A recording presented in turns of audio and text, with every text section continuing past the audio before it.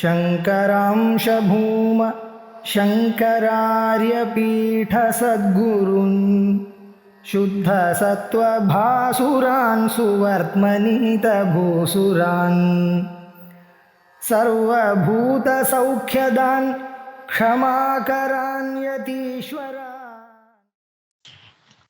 वाक्यवृत्ति।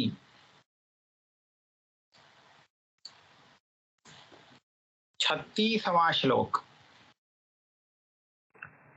कर्मणां फलदातृत्वं यस्यैव श्रूयते श्रुतौ जीवानां हेतुकर्तृत्वं तद् ब्रह्मेत्यवधारय। कर्मणां फलदातृत्वं यस्यैव श्रूयते श्रुतौ। जीवात्मा जो कुछ कर्म करता है, पाप अथवा पुण्य, उन कर्मों का फल दान करने वाला, फल देने वाला है परमेश्वर, ऐसा श्रुति कहती है। तो जो परमेश्वर जीवात्मा के कर्म फल के प्रदाता होते हैं, होता है परमेश्वर, वही ब्रह्म है। यहां ब्रह्म शब्द से उसको ही लेना है। और दूसरा भी उस परमेश्वर की विशेषता है, जीवानाम हेतु कर्तृत्वम। हेतुकर्ता, कर्ता जो करने वाला है उसको हम कहते हैं कर्ता। उसकी प्रेरणा करने वाला जो है वह है हेतुकर्ता। अब ये पुण्य अथवा पाप जो कुछ भी करता है उस पे करने वाला तो है जीवात्मा, और ईश्वर सब कार्य के प्रति कारण होने के कारण हेतुकर्ता बनता है, जीवात्मा को प्रेरित करने वाला। जीवात्मा जो कुछ भी करता है उस सभी कार्यों में ईश्वर का हेतु कर्तृत्व है। इसका क्या अर्थ है? हम जो कुछ करते हैं तो उसके प्रति ईश्वर भी कारण होता ही है। तो ईश्वर ही हमें प्रेरित करता है, इसलिए ईश्वर को हम हेतु करता, प्रयोजक करता, ऐसा हम कहेंगे। हम लोगों को पता नहीं है, हम दूसरे ईश्वर के द्वारा प्रेरित हो करके जो कुछ भी काम कर रहे हैं वो कर रहे हैं, ऐसा नहीं, ये पता नहीं है। लेकिन शास्त्र कहता है, एष ह्येव साधु कर्म कारयति तं यमेभ्यो लोकेभ्यः उन्निदीशते। एष ह्येव असाधु कर्म कारयति तं यम अधो निदीशते। यहाँ कारयति इस शब्द को लेना चाहिए। जीवात्मा करता है, करोति, और उसको प्रेरणा देने वाला है ईश्वर। अगर ईश्वर की सहायता नहीं होती तो जीवात्मा कुछ भी नहीं कर सकता, न पुण्य कर सकता है न पाप कर सकता है। इसलिए ईश्वर की प्रेरणा तो उसको अवश्य ही होना चाहिए। और ईश्वर की प्रेरणा ऐसी है, वहां पर भाष्यकार कहते हैं, ईश्वरस्तु पर्जन्यवत् द्रष्टव्यः। मेघ वृष्टि कर वर्षा करता है और उस वर्षा के कारण पौधे उगते हैं भूमि में। वर्षा के कारण उगने वाले पौधों में कुछ वृक्ष पौधे भी हो सकते हैं, कुछ अच्छे भी हो सकते हैं। दोनों के लिए वो वर्षा तो समान कारण है। तो इस तरह देखते हैं तो वर्षा विष रूप पौधे की उत्पत्ति के प्रति भी कारण बनता है और अच्छे औषधि के लिए भी कारण बनता है। इसके कारण वर्षा में कोई दोष होता नहीं। कोई भी दोष वर्षा मेघ को लगता नहीं। तो उसी तरह ईश्वर जीवात्मा जो कुछ भी करता है उसका शक्ति दे करके, प्रेरणा दे करके वो करवाता है, कराता है। तो इसलिए प्रेरणा देने वाला वह ईश्वर सब जगह हेतु करता है, लेकिन जीवात्मा जो कुछ भी पुण्य पाप करता है उन पुण्य पापों से उसका कोई संबंध नहीं। ये स्थिति है। तो ऐसा श्रुति प्रमाण से हम जानते हैं। तो यहाँ ईश्वर को कर्म फल प्रदाता के रूप में और कर्म में जीवात्मा को प्रेरित करने वाले प्रेरक के रूप में श्रुति बताती है, इस रूप में वर्णन करती है। तो ऐसा जो ईश्वर है वही इस महावाक्य में तत् शब्द का अर्थ है, ऐसा समझना चाहिए। तद ब्रह्मेत्यवधारय। तो यहाँ तक तो महावाक्य में तत्पद का जो अर्थ है ब्रह्म, तो ब्रह्म का श्रुति में किस तरह का वर्णन है ये सब प्रस्तुत किया गया।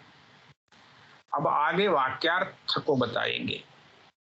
पहले तुम पदार्थ का निरूपण हो चुका है, अभी तत्पदार्थ ब्रह्म का भी निरूपण हो गया। अब आगे महावाक्यार्थ का निरूपण करना है। तत्वं पदार्थौ निर्णीतौ वाक्यार्थश्चिन्त्यते अधुना तादात्म्यम् अत्र वाक्यार्थः तयोरेव पदार्थयोः। तत्वं पदार्थौ निर्णीतौ, अभी तक तत्वमसि इस महावाक्य में तत् और त्वम इन दो पदों का अर्थ क्या है यह निश्चित कर दिया गया है। अब निर्णय हो गया है तत्पद का यहाँ क्या अर्थ लेना है, त्वम पद का क्या अर्थ लेना है। अब इसके बाद वाक्यार्थ क्या होता है इसका थोड़ा चिंतन करना चाहिए।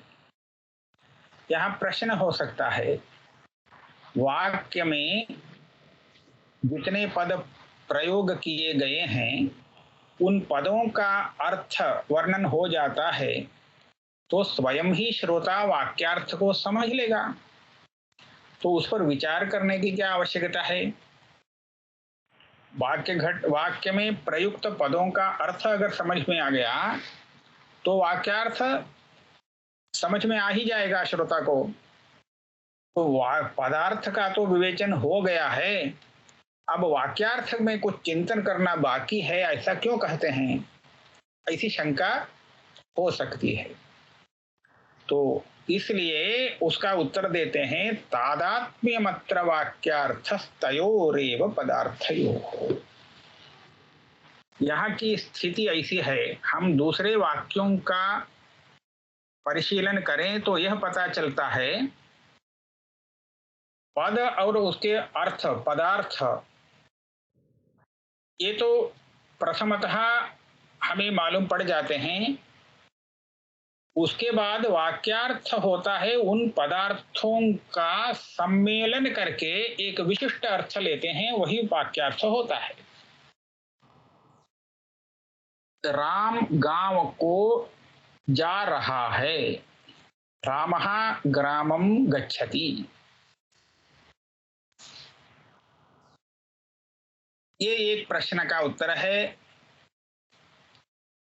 राम कहाँ जा रहा है, ऐसा अगर कोई प्रश्न करता है तो इस तरह का वाक्य उसका उत्तर बन सकता है।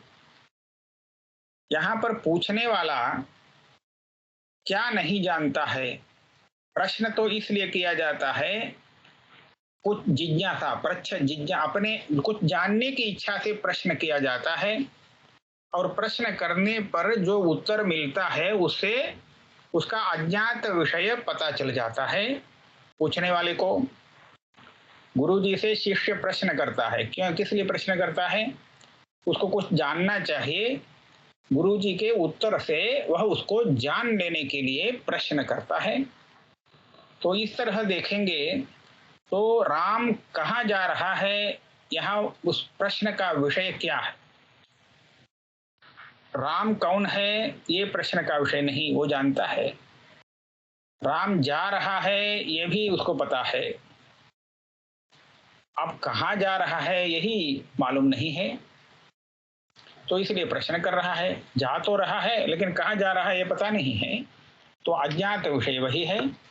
तो उसको ज्ञात करने के लिए प्रश्न करता है प्रष्टा, पृच्छक। क्या करता है? राम कहाँ जा रहा है। अब उत्तर में उसको जो विषय अज्ञात है उसको बताना उत्तरदायी जो है, उत्तरदायक जो भी है उसका कर्तव्य है। तो वो कहता है राम गांव को जा रहा है।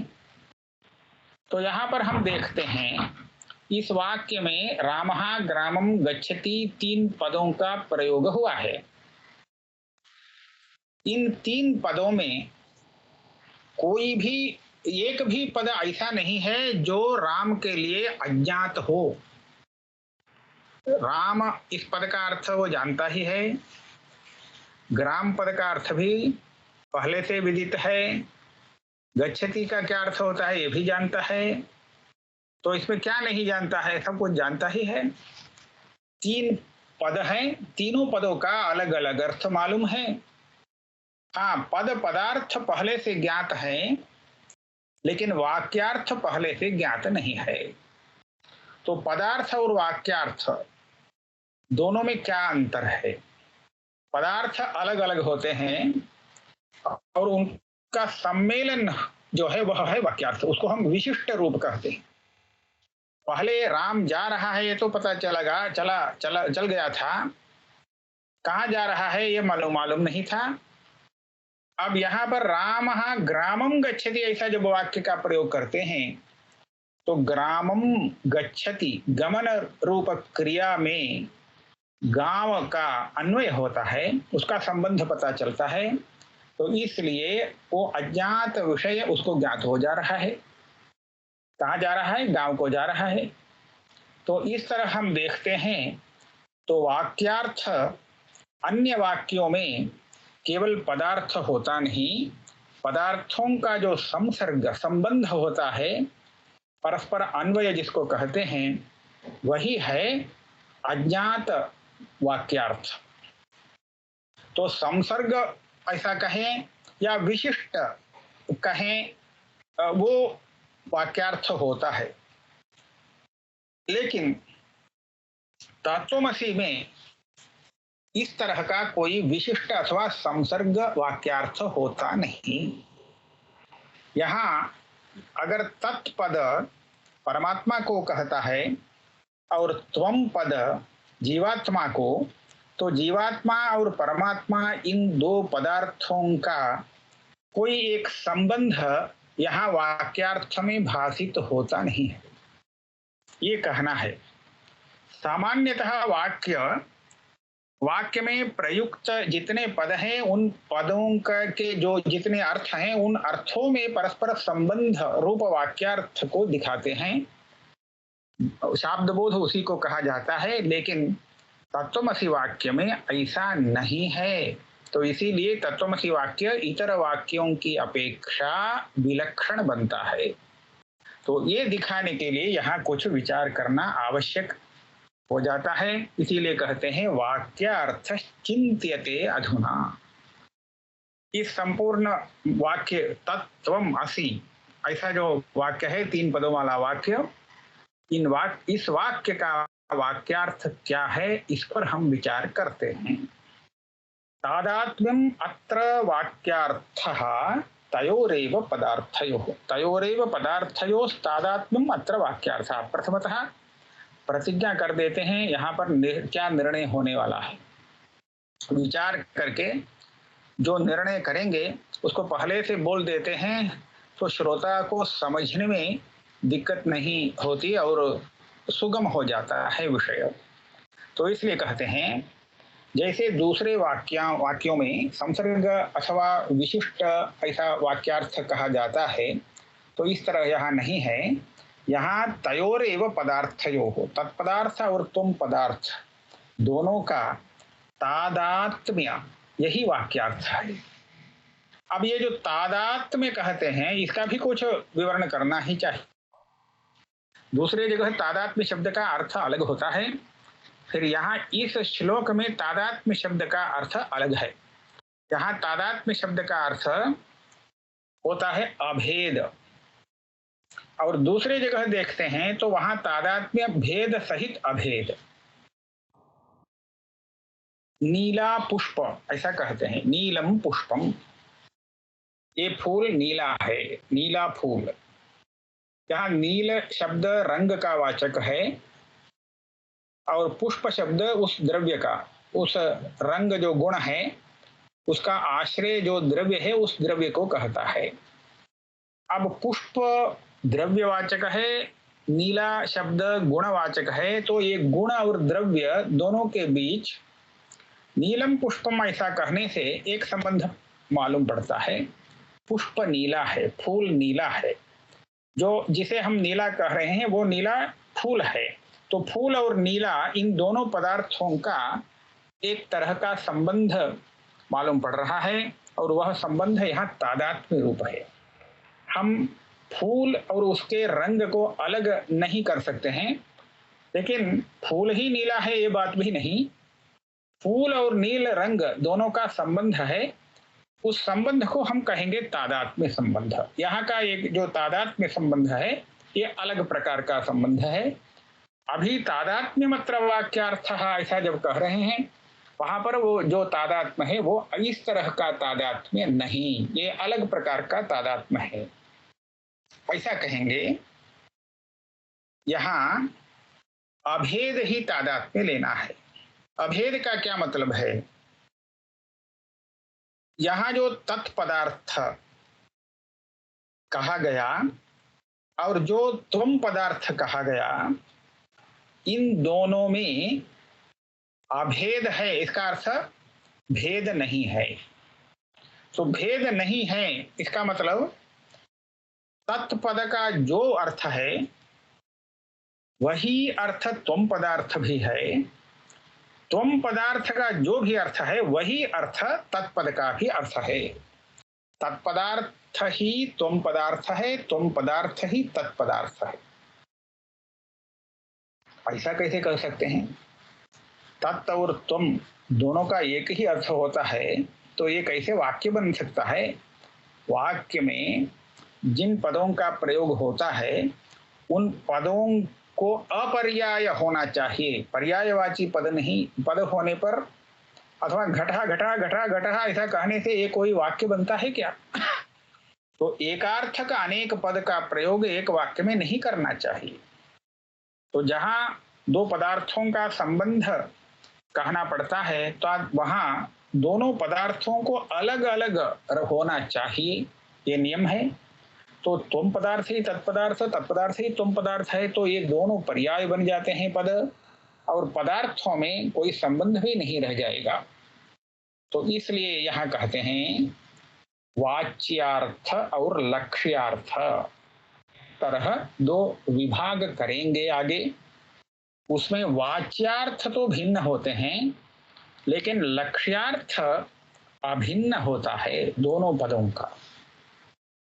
त्वम पद वाच्यार्थ में हम जहद अजहल लक्षणा करके जो अवशिष्ट एक अंश चैतन्यात्मक अंश है उसको लक्ष्यार्थ के रूप में लेंगे, और तत्पद में भी उपाधि को अलग करके चैतन्य मात्र को लक्ष्यार्थ रूप में लेंगे।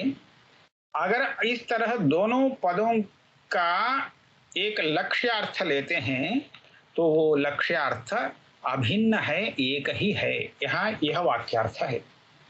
अर्थात जो चैतन्य परमात्मा के रूप में माया रूप उपाधि के साथ जगत सृष्टि इत्यादि कर रहा है, परमात्मा के रूप में प्रतीत हो रहा है, वही चैतन्य अंतःकरण शरीर इत्यादि उपाधियों के साथ जीवात्मा के रूप में प्रतीत हो रहा है, व्यवहार में आ रहा है। तो इस तरह हम यह देखते हैं, एक ही चैतन्य दो उपाधियों के कारण दो अलग अलग प्रकार से जीवात्मा और परमात्मा इस रूप में हमें प्रतीत हो रहा है, हमारे व्यवहार में दिख रहा है। और अगर उपाधियों को अलग कर देते हैं तब तो एक ही चैतन्य बचा रहेगा। इसका अच्छा उदाहरण कल्पतरुकार देते हैं। महत खम कुंभ खम यथा, इसका अर्थ है घटाकाश और ये महाकाश दोनों एक ही आकाश है। घटाकाश, घट जितना बड़ा है उतना बड़ा है, उसको घटाकाश कहते हैं। महाकाश ऐसा ऊपर देखते हैं बहुत बड़ा आकाश है, दिखता है। और ये जो महाकाश है और घटाकाश है दोनों भिन्न भिन्न आकाश है क्या? ऐसा नहीं, एक ही आकाश यहाँ भी है वहां भी है। और यहाँ घट रूप उपाधि के साथ जब दिखता है तो छोटा बन के दिखता है, और उपाधि को छोड़ करके ऊपर देखते हैं तो वहां पर बड़ा विस्तार से बड़ा महाकाश दिखता है तो एक ही आकाश जैसा कहते हैं। तो उसी तरह व्यापक एक आत्म स्वरूप में उपाधि से दो विभाग हो बन जाता है।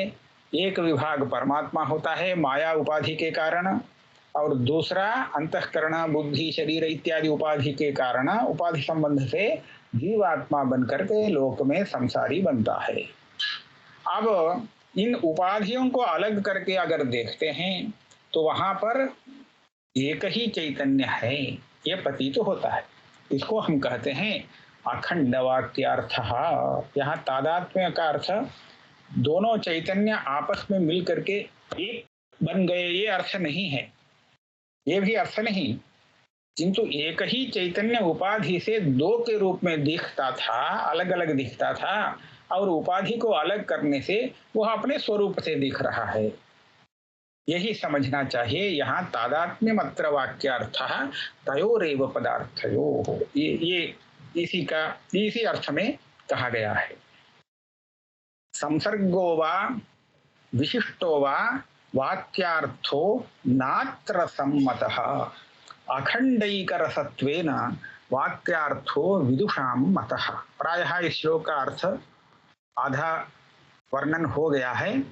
जैसे दूसरे वाक्यों में हम देखते हैं वहाँ पदार्थों का आपस में जो संबंध रहता है उसको संसर्ग, वो संसर्ग वाक्यार्थ में भाषित हो रहा है, वाक्यार्थ के रूप में भाषित होता है शब्द बोध में। अथवा संसृष्ट विशिष्ट को कहते हैं, संसृष्ट विशिष्ट वो वाक्यार्थ के रूप में भाषित होता है। लेकिन अत्र महावाक्य में इस तरह का वाक्यार्थ सम्मत नहीं है, ऐसा वाक्यार्थ यहाँ होता नहीं, क्योंकि यहाँ पदार्थों के बीच में कोई संसर्ग ही नहीं है। अगर संसर्ग नहीं है तो विशिष्ट कैसे होगा? विशिष्ट बनने के लिए तो विशेषण विशेष दोनों का संबंध होना चाहिए, तो ऐसा संबंध यहाँ मिलता नहीं, क्योंकि वस्तु एक ही चीज दो के रूप में दिख रही है। तो जिस उपाधि के कारण वो दो के रूप में दिख रही है उस उपाधि को अलग करके देखें तो दोनों एक बन जाती है, ये बात नहीं, एक ही वस्तु है, होती है एक ही वस्तु। तो इसको कहते हैं अखंडैकरसत्वेन वाक्यार्थः विदुषां मतः। यहाँ तत्वज्ञानी वेदांत के विद्वान ऐसा कहते हैं, यहाँ अखंडैकरसः वाक्यार्थः, वाक्यार्थ एक ही वस्तु चीज है, वस्तु वो भी अखंड है, उसमें कोई विशेषण विशेष ऐसा विभाग करने के लिए कुछ भी नहीं मालूम पड़ रहा है। अखंडैकरसः के थोड़ा भी भेद उसमें नहीं है। इस तरह का वाक्यार्थ तत्वमसि महावाक्य का अर्थ होता है। तो ये एक विशेष प्रकार का वाक्यार्थ है, अलग प्रकार का, इसलिए इस पर थोड़ा विचार करके निर्णय लेना चाहिए। प्रत्यग बोधो यह आभाति सह अद्वयानंद लक्षणः अद्वयानंद रूपश्च प्रत्यग बोधैक लक्षणः। यहाँ पर आ गया इत्थम अन्योन्यतादात्म्य प्रतिपत्तिर यदा भवेत् अब्रह्मत्वं त्वमर्थस्य व्यावर्तेत तदैव ही। दो श्लोक हैं, दोनों को हम एक साथ व्याख्यान करेंगे। प्रत्यग बोधो या आभाति, हम प्रत्यगात्मा के रूप में त्वम पदार्थ का अनुभव करते हैं और वो उसका स्वरूप वास्तव में कैसा है? उपाधिकृत स्वरूप को छोड़ दीजिए, वो स्वरूप होता नहीं। उपाधि के संपर्क से जो भी कुछ दिखता है वो सब औपाधिक रूप है, उसको छोड़िए। उसका वास्तविक रूप क्या है? सह अद्वयानंद लक्षणः, जीवात्मा के रूप में भाषित होने वाला जो आत्मा है उसका स्वरूप सच्चिदानंद यही है, अद्वय। और उसमें भी अद्वितीय, अद्वय का अर्थ अद्वितीय, वो एक ही है, अद्वितीय सत आनंद स्वरूप ही है वह। और वो जो अद्वयानंद रूप है वह प्रत्यग बोधैक लक्षण, प्रत्यक शब्द से वह आत्म स्वरूप है, बोध शब्द से इसको हम चित कहते हैं, ज्ञान स्वरूप है। तो आनंद अद्वय, चार शब्द हमारे सामने हैं, लेकिन वो एक वस्तु चारों से युक्त ऐसा नहीं कहेंगे, तदात्मक है। अद्वय है, आनंद है, आत्मा है और बोध है, ज्ञान है। और ये एक ऐसी चीज है जो दूसरी नहीं, इसलिए अद्वितीय है, आनंदात्मक है, बोधात्मक है, ज्ञानात्मक और आत्म स्वरूप है। यही आत्मा भी है, दूसरा नहीं है, सबकी आत्मा, सबके लिए वह आत्मा है। तो इस तरह का जो स्वरूप है यही है हमारा स्वरूप, वास्तविक स्वरूप। इसमें यही स्वरूप ईश्वर का भी है। ईश्वर का क्या स्वरूप है? वो भी प्रत्यक है, बोध है, अद्वय, आनंद है। तो क्या अद्वय दो हो सकता है? दो अद्वितीय नहीं, अगर दो होता है तो सद्वितीय बन जाता है। तो इसलिए ईश्वर और जीव दोनों का अगर अद्वितीय प्रत्यक बोध आनंद स्वरूप मानते हैं तो होना चाहिए यह एक ही वस्तु। तो इसलिए इत्थम अन्योन्यतादात्म्य प्रतिपत्तिर यदा भवे, इसमें दो को अलग करके कह रहे हैं। प्रत्यक बोध आत्मक है जीवात्मा, हम अपने को आत्मा समझते हैं, वो ज्ञानात्मक है ये भी समझ रहे हैं, लेकिन अपना अद्वितीयत्व यहाँ प्रतीत हो नहीं रहा है और आनंदात्मकत्व भी संसारी को प्रतीत नहीं हो रहा है। और परमात्मा किस रूप में हमारी जानकारी में है तो वह अद्वितीय है और वो आनंद स्वरूप है परमात्मा। तो परमात्मा के लिए हम आनंद स्वरूप और अद्वितीय ऐसा विशेषण लगाएंगे और अपने लिए जीवात्मा के लिए प्रत्यक और बोध ऐसा लगाएंगे। तो यहाँ पर ऐसा समझना चाहिए, ये जो प्रत्यक बोधात्मक आत्मा है यह वही अद्वितीय आनंद स्वरूप है और वह जो अद्वितीय आनंद स्वरूप परमात्मा है वही है यह प्रत्यक ज्ञानात्मक आत्मा। ये दो आत्मा नहीं है, एक ही आत्मा है।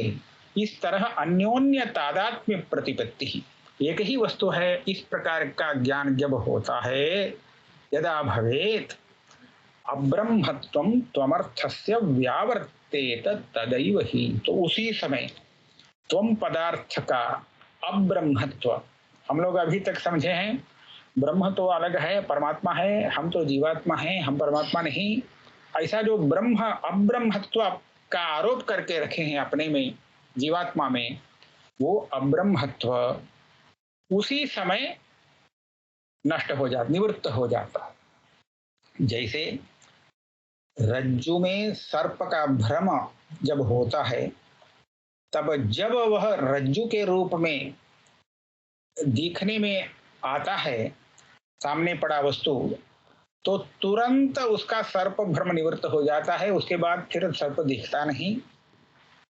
उसी तरह जब अपने में आरोपित अब्रह्मत्व है, इसकी निवृत्ति होती है उस समय जब वह अपने को ब्रह्म के रूप में, अद्वयानंद के रूप में समझ लेता है। इसलिए महावाक्य से यह आत्मा वह परमात्मा ही है, परमात्मा और ये आत्मा एक ही है, इस तरह की प्रतीति जब हो जाती है, ये जब समझ में आ जाता है, तो उस समय इस प्रत्यगात्मा में अब्रह्मत्व का जो आरोप हुआ है, वह आरोप स्वयं ही निवृत्त हो जाता है, वो बचा नहीं रहता। अब्रह्मत्वं त्वमर्थस्य व्यावर्तेत तदैव ही। त्वमर्थ का, त्वम पदार्थ का जो अब्रह्मत्व अभी तक आरोपित था, वो अभी निवृत्त हो जाता है, होता नहीं। 40वें श्लोक तक हो गया, तो यहीं पर विराम लेते हैं।